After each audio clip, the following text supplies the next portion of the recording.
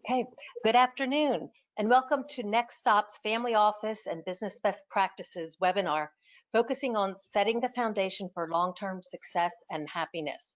I'm Margaret Pasquistillo. I'll be your facilitator today, and I thank you all for being here. Today, we will provide relevant and actionable best practices to your family office and family businesses. We believe in this time of challenge, we must find opportunities to empower each other, our companies, and elevate our nation. And we hope these best practices will empower you during this turbulent time. We're excited to have our founder and CEO, Jeremiah Schnee, here.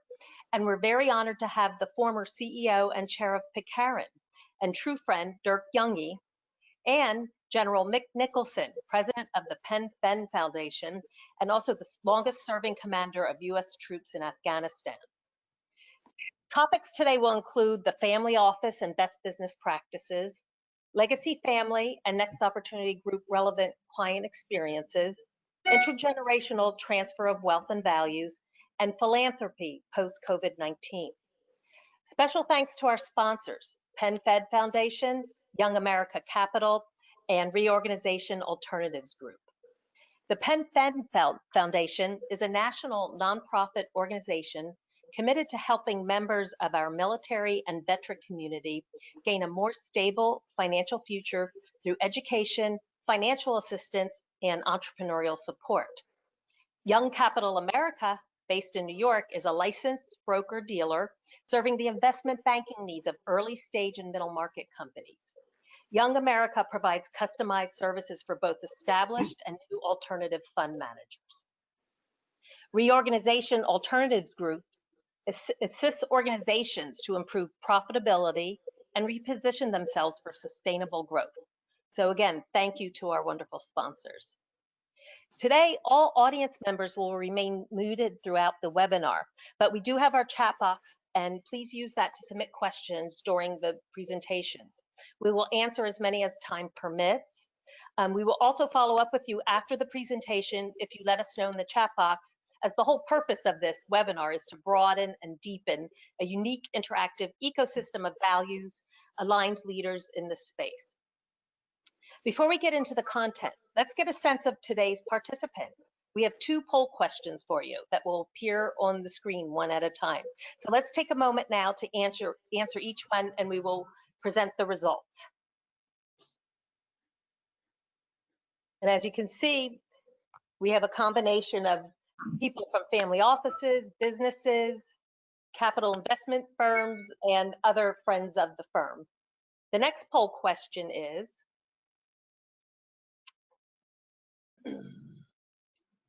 and again, a broad range of interests.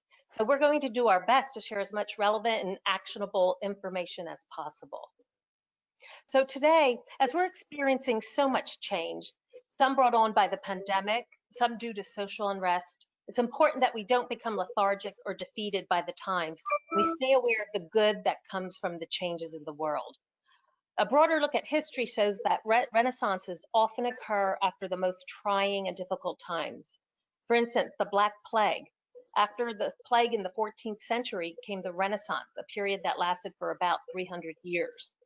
The American Revolution, the hardship of this revolution, with our founding fathers dedicating their lives, fortunes, and sacred honor, now bears fruit through the emergence of the U.S. as the world's strongest and most prosperous democracy.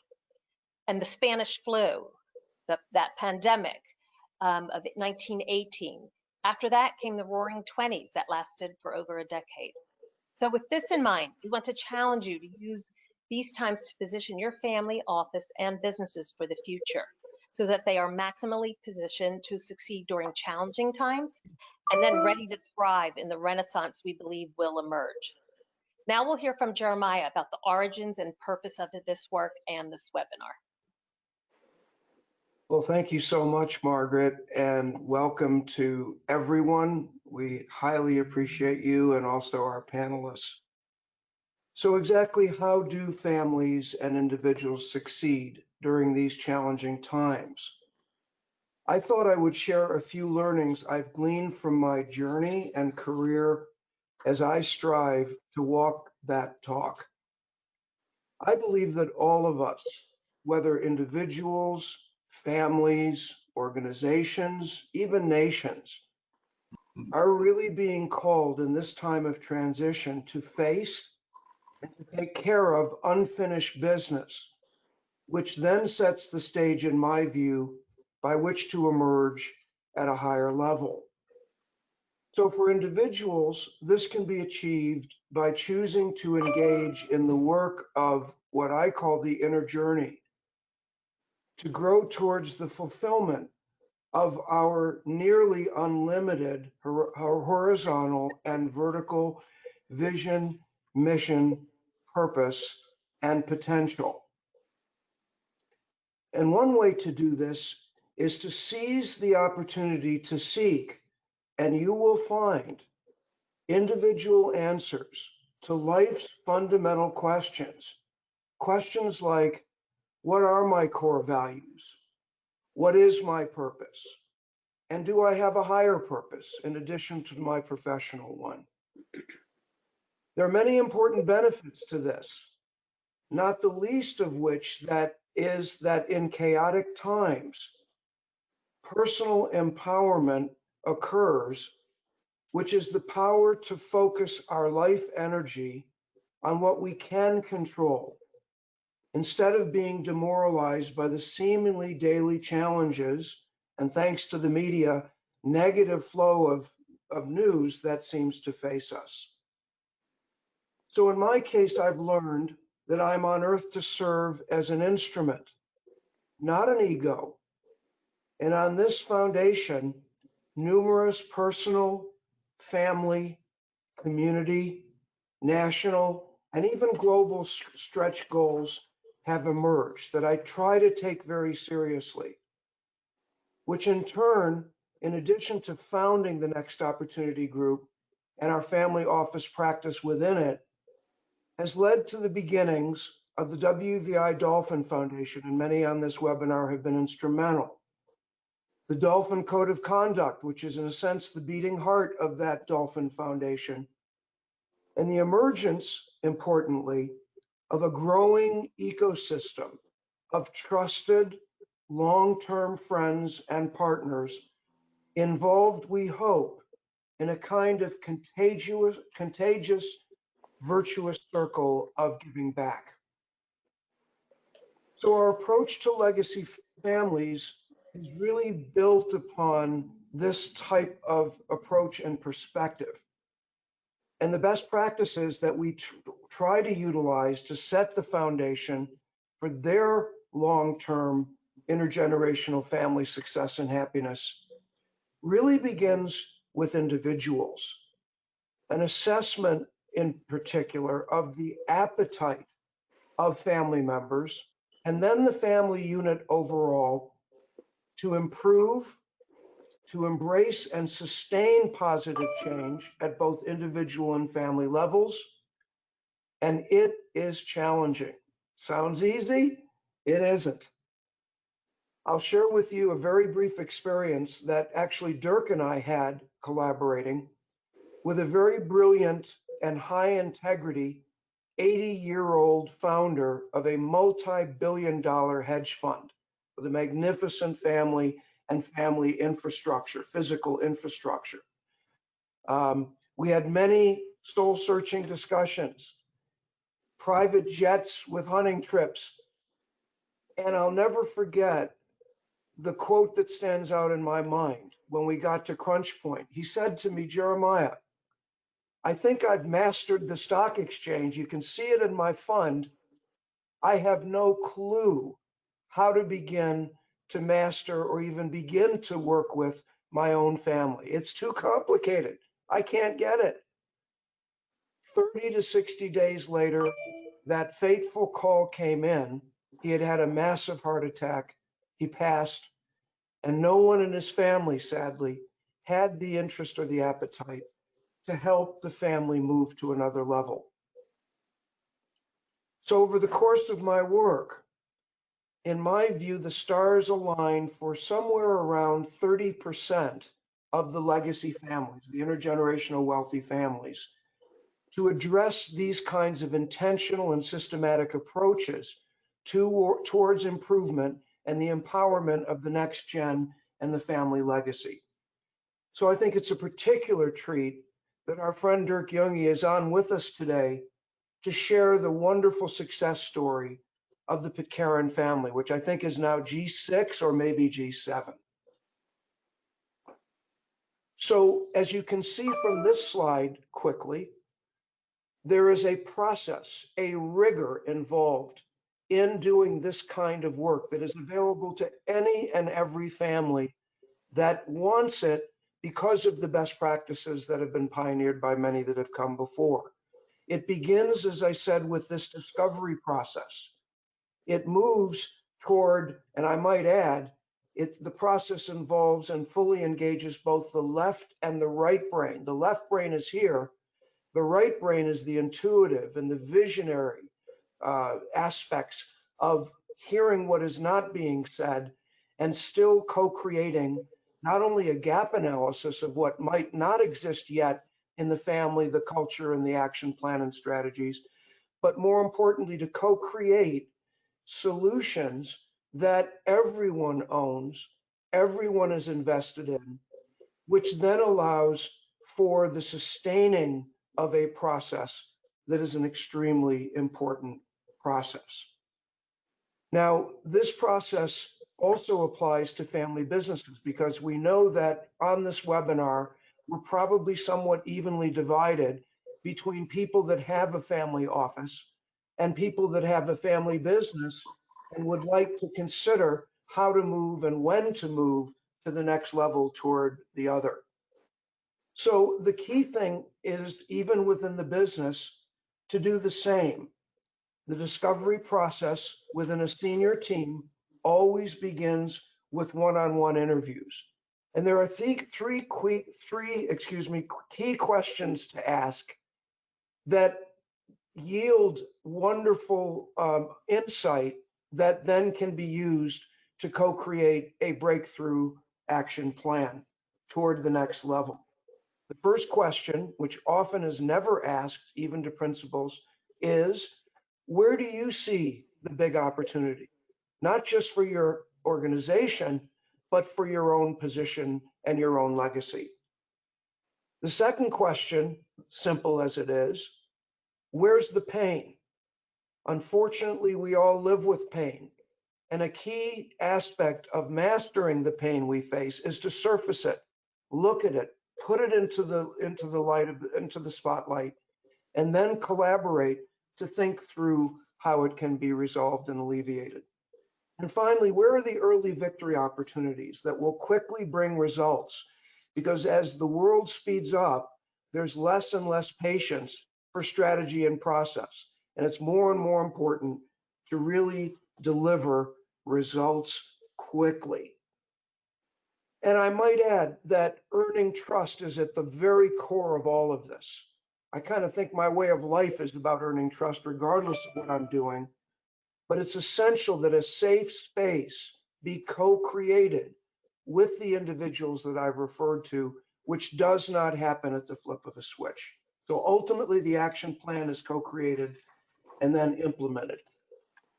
So an example of how that works in a family business, I can share that came from an experience that we had with a Long Island-based food manufacturer, third generation. Utilizing this process, we determined that the market segment that they needed to reposition toward was toward club stores and away from supermarkets. We were subsequently able, through the hiring of world-class talent that they never quite had the appetite to do because it was expensive, to secure 3 nationwide Costco Kirkland Signature SKUs exclusively for the manufacturing company, which catapulted that company to become #1 in their segment. So finally, if you've seen one, you've seen one. We've learned from a lot of experience in doing this work that every family is unique, every business is unique, just as every individual on this webinar is unique. The critical thing, approach each situation with great optimism, open ears, minds, and most importantly, hearts. So we will now look at a brief series of slides illustrating some of the best practices for family offices and businesses, and we will make time for some of your questions from the chat box. Thank you. While wanting to make sure we reserve max time for our fellow panelists, this is a fascinating segment. It's very, very tangible, but so many families have a lot of people after them, and so they really don't want to be seen. So it's an unusual segment until they do want to be seen. But needless to say that this segment represents a really powerful opportunity for global impact on many levels. It's estimated that there are about 3,000 single family offices, SFOs, that we refer to. And the average net worth of those families, just in America, is somewhere between $75 and $100 million of net worth. And I would say from my experience that there are probably another 3,000 families with a somewhat similar net worth, maybe a little less in cases, that are less formally structured because frequently the stakeholders don't really want the formality or the overhead, and they're so concentrated on running successful businesses. In my experience globally, and there's been a lot of that, I would say that the percentage of legacy families in many developing economies is even a greater percentage of the local, national, and job creating economies of those families. So the best practices involved are very significant in terms of their potential impact from a macroeconomic and macrocultural point of view. So what's the challenge? A lot of people think that these families live charmed lives. And in many ways they do. But unfortunately, as we know from human history, there's trouble in paradise. The wealth statistically dissipates remarkably quickly. And I'm referring to good families by and large with MBA kids or well-trained next gens and so on. So unfortunately, by second generation by statistics, about 60% of the wealth has been dissipated.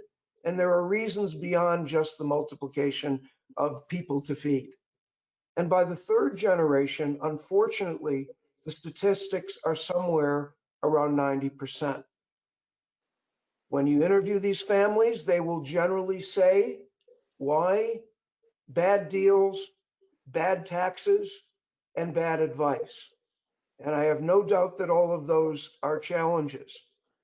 But actually, that same statistical approach, people that study this, have found that there is a deeper problem, a deeper challenge that has to be addressed in a mindful manner.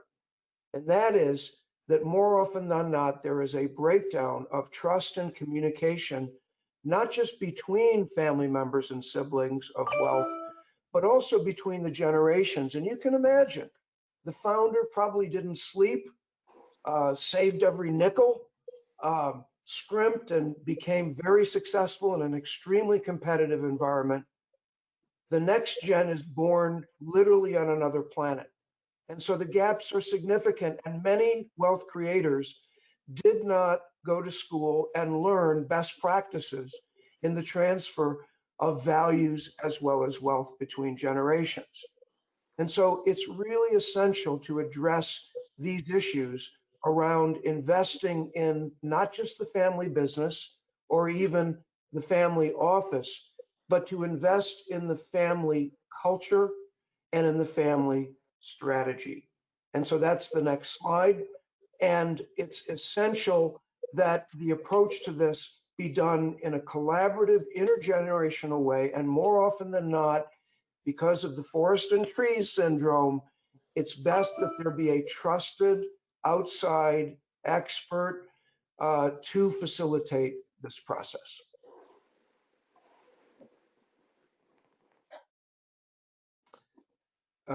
Next slide. So Jeremiah is now going to let us know about an example he experienced with this process with a distribution company. So recently, and this is really not a success story, unfortunately, but it's important. The CPA, the concerned CPA of a third generation distribution, family distribution business approached us, indicating that there was the need to refresh a business and a model that was becoming stale and that was being overtaken by the competition. And what happened was that there was a founding granddad, okay, who was both an industry expert as well as the patriarch, um, who had passed the operations to his son, who in turn passed it to his son, who was in his 40s. So this was a G3, third generation. We co-created through a series of robust meetings an action plan. That action plan was ready to rock. 8 months later, little progress, and we learn to our dismay through the walk, not the talk, that that CEO was ill-equipped to be able to make the tough decisions that would truly allow the business to move from the narrow spot it was in to another level. Granddad was fading, dad was AWOL, and ultimately the company went bankrupt. And that was a very sad experience. And we call that shirt sleeves to shirt sleeves in 3 generations. Jeremiah, we had a few questions that came in from our audience. First, how do you determine everyone's appetite for improvement and renewal? Very good question. I addressed it earlier, but I do think that it begins in a very individual way. And there's always a negotiation once the gaps emerge in terms of the differences between unique individuals who may be stakeholders, maybe next gens, sometimes even married ins, what we call married ins are involved in this process. And then the gap analysis, which is a left brain exercise, has to be finessed in a very interactive sort of negotiation between the parties in order to end up with a solution that is a big tent, if you will, bigger than the tent that they probably started with, otherwise they wouldn't need the process, that then allows each individual to flourish in terms of their individual goals, and yet the family can function at a new level of cohesiveness. And by the way, when we talk about family enterprise, it isn't just being in business. I mean, the big tent sometimes involves individuals in the family that are concentrating on the next gens with mentoring or on philanthropy or on doing not-for-profits that still need to be integrated and supported through that larger vision of the family enterprise that emerges. And then is it possible that we can just do part of this in the interest of time? Or, excuse me, or do we have to do the whole strategy that you outlined? It's certainly possible to slice and dice, as long as there is a realistic going in expectation as to what is the scope that we're going to address, and to not believe that just by addressing one part of this, that one is going to be able to get some sort of a comprehensive, long-term, sustainable solution that is co-owned and co-created by a broader group. In our experience, that's a very vital piece, but certainly aspects can be addressed. Okay, thank you. Jeremiah will now introduce Dirk. Okay, great. So Dirk is one of my favorite people. Dirk is the heir of the Pitcairn family. Dirk's great-great-grandfather founded PPG, and I'll let him tell that story. Obviously, I can't hold a candle to his storytelling there. We've had a 25-year collaborative relationship, over which time we've co-created a global not-for-profit that was supporting free enterprise around the world. We've looked at the providing of best practices to legacy families globally.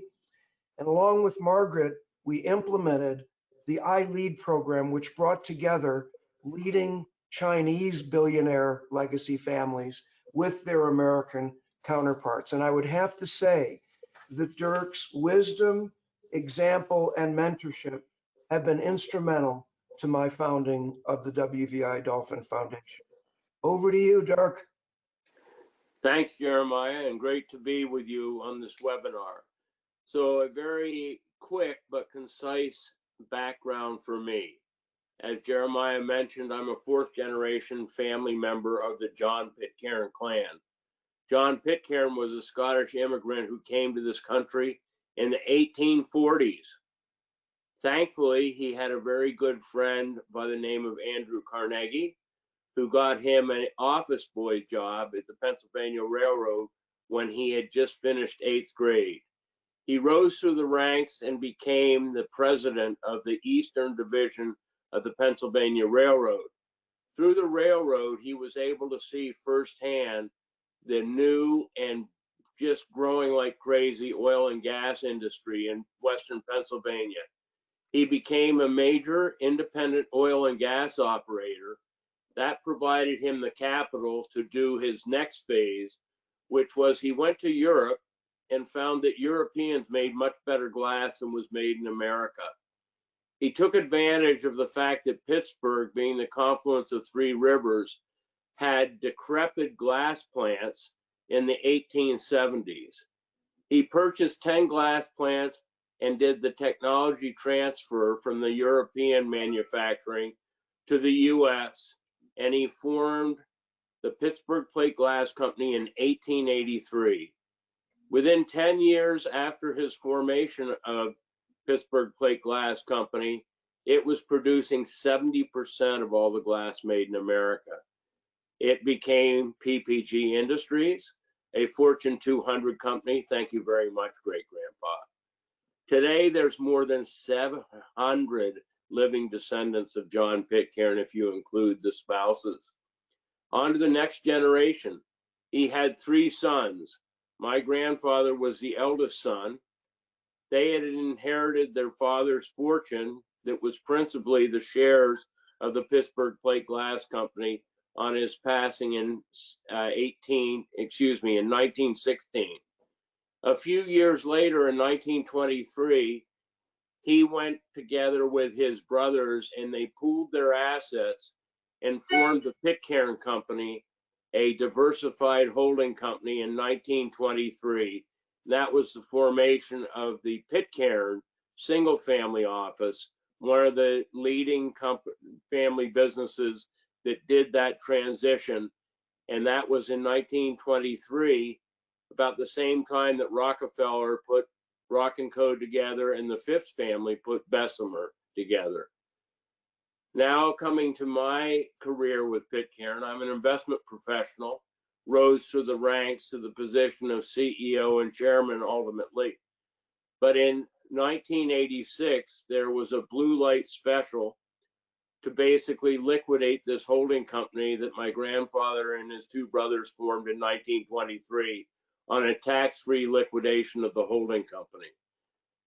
The 2-step process of that, so was there life after PPG? Was there a future for the Pitcairn family? We had had a stream of families who had come to us, having been a family office, helping the Pitcairn family through generational transitions for many years. So we opened up Pitcairn Trust Company in 1987, became a leading MFO in the multi-family office space. And today, in addition to the Pitcairn family, Pitcairn serves more than 100 multi-generational families around the globe. Each time a family goes through a generational transition or it changes its business focus, that is risky business. And that was the point that Jeremiah was making about only few get to think about being together on a 4th generation journey. Now let's take a look at something, a video that describes the very important intersection of family and its business and its wealth. Roll it.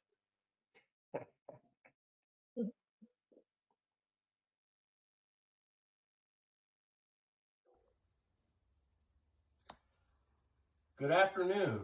This afternoon, we're going to talk about one of my favorite subjects, It's families that share family businesses or families that share multi-generational families of wealth. Let's call this, for this exercise, the family enterprise. And we'll start with the family circle. Now, what do high-performing families do for its family members? They nurture, they train, they educate, they support,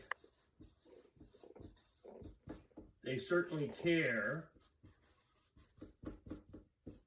and in high-performing families, they mentor the next generation.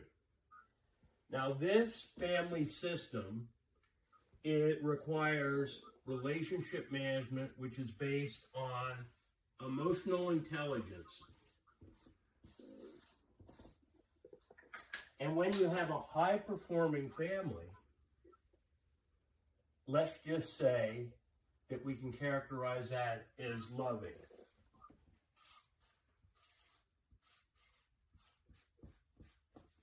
Now, let's go over to its business or wealth. Now, this requires cash flow, dividends, taxes, credit, capital, and structures. Now, this system requires high IQ. And what are we talking about? We're talking about money.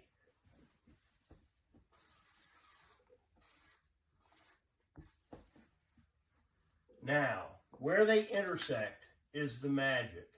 It's what bonds families together or tears them apart. This structure is all about governance.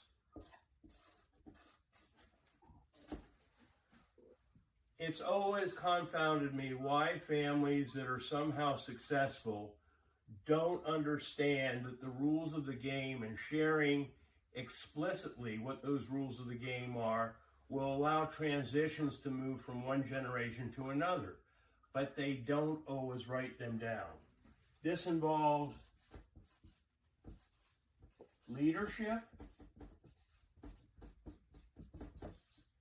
This involves succession. This involves ownership, conflict management. You notice I say conflict management because there will be conflict.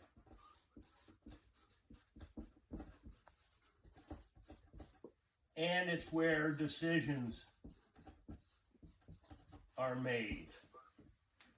Now, this system is where the power is.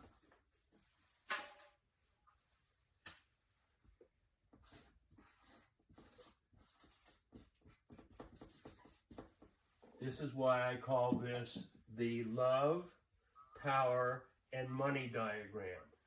Be explicit, write it down, and have it work for you and your families.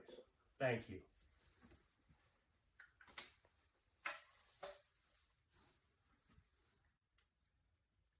Now let's look at applied governance. It is absolutely best practices for families, businesses, and their wealth to employ family business or family wealth boards of directors. They're representing the ownership interest. And over here, for families, we want to look at putting together a family council. This allows the issues that are uniquely family and relationship management and communication to be featured at the Family Council for the benefit of both spheres working together. So, Margaret and everyone on this webinar, if you want to mix up a volatile cocktail, just put this together and you will have one of those really explosive cocktails. Spend the time, get clear, write down the rules of the game, and move forward. So, Jeremiah, we had talked about how important it is for family systems to go through and make sure that they have strong foundational values at the core of everything that they do. It's essential.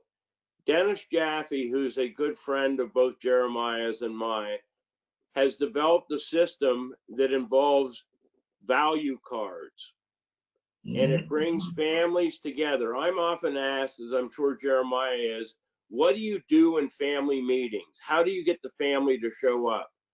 And I believe that the values exercise is one of the most important engagement of the family to go through. And so it involves a sorting exercise of these cards. You have to identify all the constituent interests that would be the board, be the family council, its owners. In our case, it was the clients and also employees. We ended up taking all those constituent interests through the value cards exercise and distilled and came up with 7 core values. That was really important to our family, and it really set the stage for the future of what we wanted to accomplish together.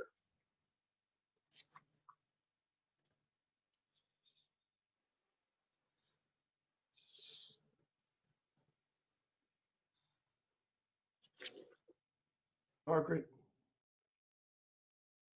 This story exemplifies the underlying process and rigor that's needed to build this type of foundation. Really appreciate all that you shared there, Dirk. Now, Jeremiah will now share some of these building blocks. Well, and I want to start by thanking you, Dirk, for that marvelous overview. Everyone's journey is so challenging, and the opportunity to provide relevant best practices is very special. So to that end, this PowerPoint will be available to everyone as we.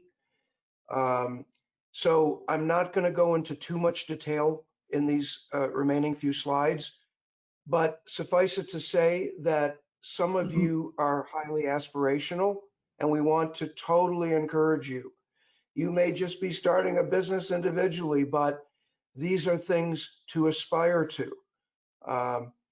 Some of you are running businesses, and those businesses have every possibility of making the transition of the type that Pittsburgh Plate Glass made, maybe not on that scale. This is for you. And some of you are running family offices, and there's always the opportunity to take these things to the next level to enrich each and every individual, and I don't mean financially.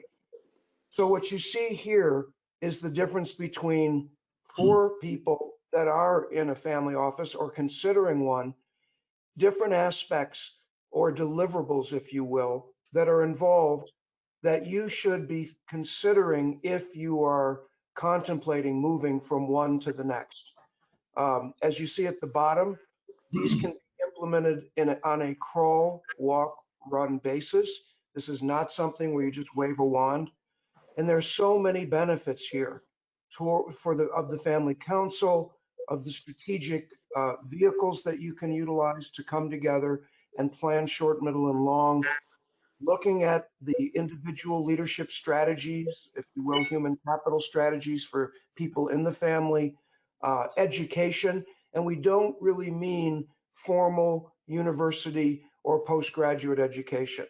We're referring to the types of education that are involved in what Dirk was referring to.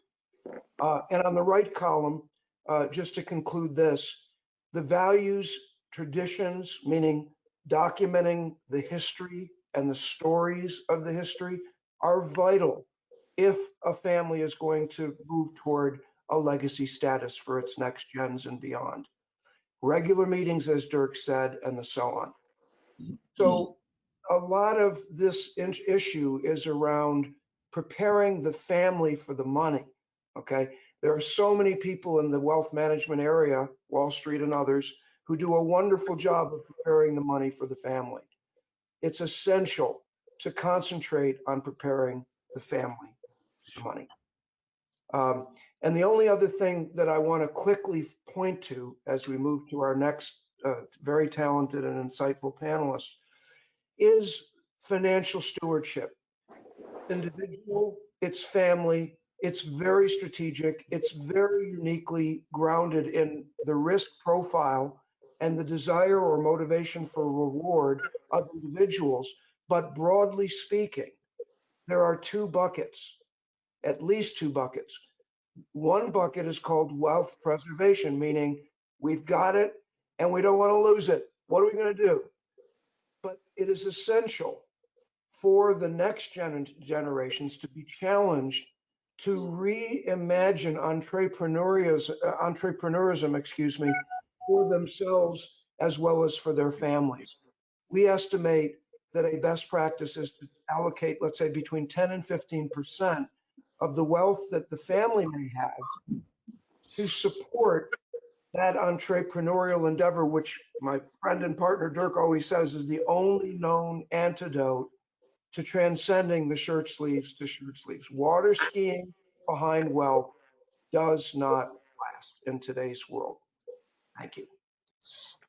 So Dirk, did you want to add something there? Yeah, coming back to, I think it's as low as 2% of the families make it to the fourth generation.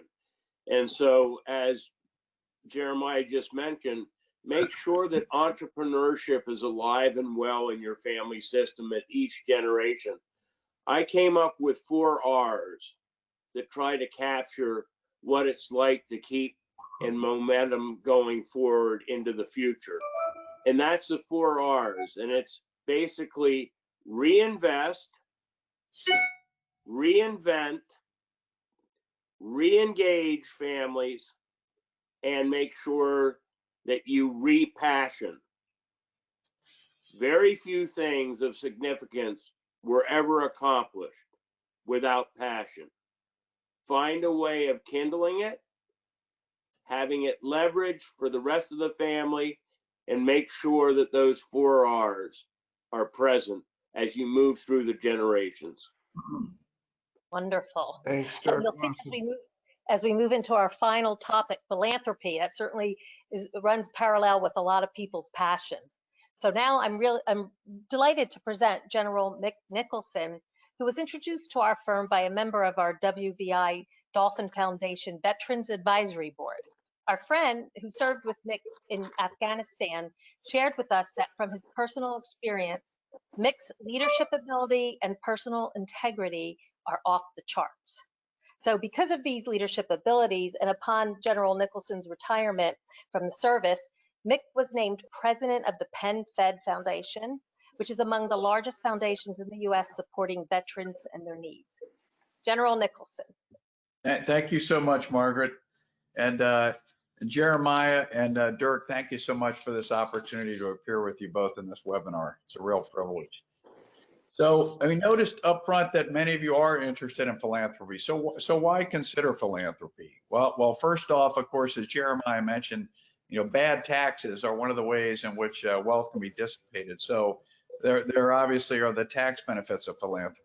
But beyond that, it's very good for the brand. And we see that corporate giving strategies have been designed with this in mind in terms of generating the brand and positive coverage, especially in social media, that benefits an organization going forward. It's good for business. Many customers like to be affiliated with a company that shares their values. And of course, the morale of the employees is also affected. We find that in the generation entering the workforce now, they are very interested in the social responsibility of corporations and organizations and who they give to. Obviously, philanthropy helps those who you benefit, the beneficiaries, the cause that you're helping. So philanthropy is an important thing to consider on many respects. Let's go to the next slide, please. How has philanthropy been affected by COVID-19?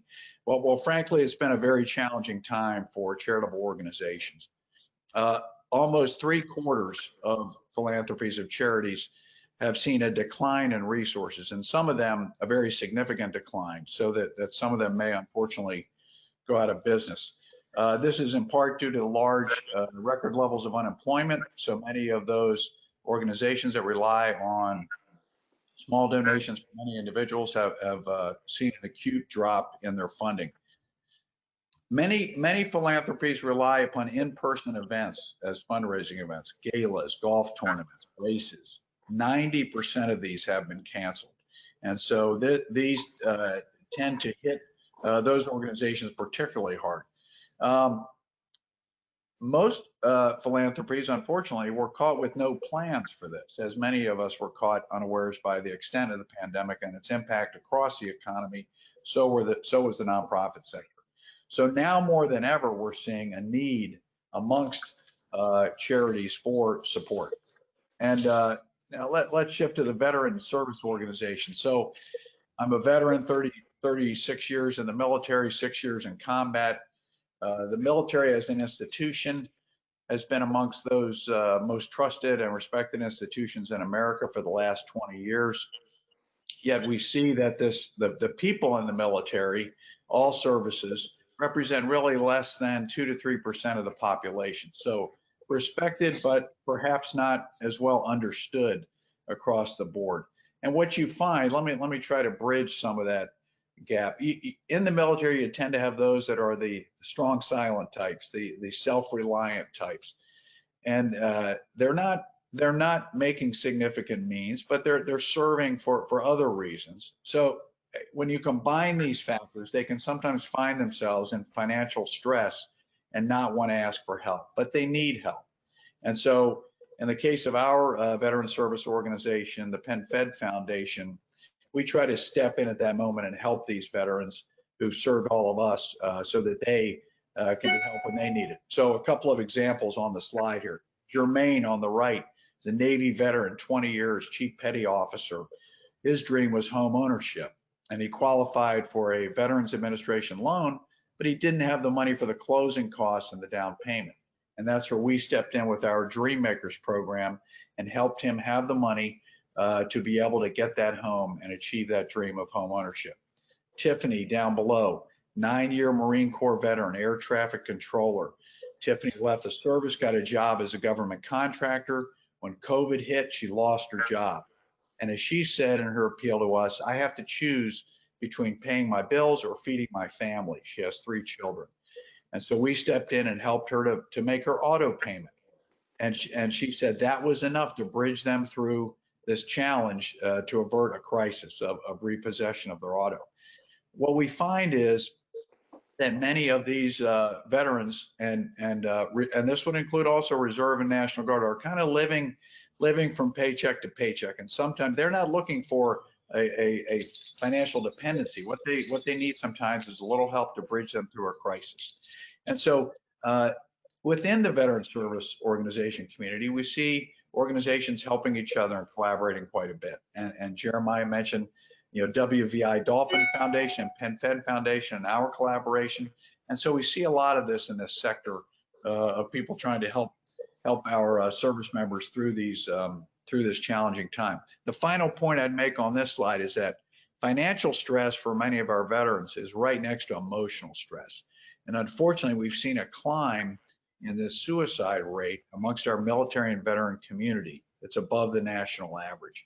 And so one of the ways that we try to address that is by helping them with financial challenges before they turn into life-changing crises. Go to the final slide, please. And so just to offer a case study of how the philanthropic community is reacting to this. So I'll use the case study of our foundation, the Penn Fed Foundation. We saw a uniquely difficult impact on veterans, especially those who might serve in the reserves or the National Guard. So reservists and guardsmen have a civilian job, and then they also volunteer to be citizen soldiers and step up when needed. But when the pandemic hit, many of these folks lost their civilian stream of income, and then they saw their drills, their military drills suspended, which was a second stream of income, and then maybe a spouse lost a job. So in some cases, they lost 2 or 3 streams of income, and so suddenly they went from a very stable position to being in the midst of a crisis. And so what we did at that moment was adjusted our existing financial assistance program to rapidly meet the needs of these folks, treat it like almost a natural disaster, help as many people as we can as fast as we can. And we opened up the doors to any veteran or service member in need and received in 4 days about 6,000 applications. And this gives you a sense of the need that existed out there as unemployment spiked in the initial weeks and months of the crisis. Our pledge to our veterans was to give them every dollar we could and then to go out and raise more, and that's exactly what we did. And so because of that, we saw many organizations, corporations, foundations donate more money than they normally would to help this cause and help these veterans bridge this crisis. This actually helped us elevate our profile, which then brought us more people we could help and enabled us to increase our impact. And so to what Jeremiah referred to as a virtuous cycle, that's exactly what happened in the case of this. So I think what you'll find is philanthropy, if it plays a part in your strategy, can be a very gratifying way to, number one, has the practical impact of reducing tax liability, while at the same time supporting causes and individuals who have contributed so much to our society or in whom you have a particular interest. And with that, let me hand it back to you, Margaret. Okay, and a question from our audience. Our family has a lot of diverse interests. Many want to support animals. The other side of the family tend to be more into people. How do we come to a conclusion with these differences for our philanthropy? Well, I'm smiling because here, right here next to me is a puppy we're raising to be a service dog. His name is West Point, and I think you'll find as you look at a variety of charities, for example, in the area of dogs, there are many organizations out there that raise dogs to help people with disabilities. And so the organization that we're raising this puppy for, my wife and I are volunteer puppy raisers for Canine Companions for Independence. And we raise the puppy for 18 months, and then the dog goes back to the organization, is matched up with a person with a disability, trained specifically for that person to help them with that disability. And so it's really a win-win-win. You know, those of us who raise the puppies are gratified to know that he's going to go on to a big job helping someone. And for the beneficiary who receives the dog, it is a life-changing, a life-transforming experience. So I think there are some charities at the intersection of those interests. Okay. So with that, you can think of your family business and family office and begin to think about where you want to align and with whom you would like to help with any philanthropy needs, any philanthropy efforts that you would like to make.